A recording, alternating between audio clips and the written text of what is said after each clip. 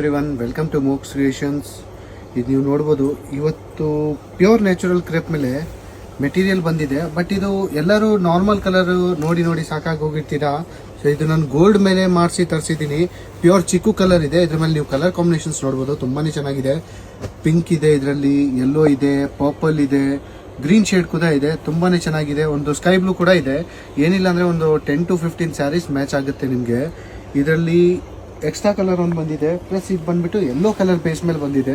ಇದು ನೋಡಿ ತುಂಬಾ ಚೆನ್ನಾಗಿದೆ. ಯೆಲ್ಲೋ ಕಲರ್ ತುಂಬಾ ಬ್ಯೂಟಿಫುಲ್ ಇದೆ. ಈವನ್ ಇದರಲ್ಲಿ ನಿಮಗೆ ಹಲ್ದಿ ಔಟ್ಫಿಟ್ಸು ಏನಾದರೂ ಇದ್ದರೆ ನೀವು ಆರಾಮಾಗಿ ಮಾಡಿಸ್ಬೋದು. ಈವನ್ ಮೆಹಂದಿ ಔಟ್ಫಿಟ್ಸ್ಗೂ ತುಂಬಾ ಚೆನ್ನಾಗಿ ಬರುತ್ತೆ.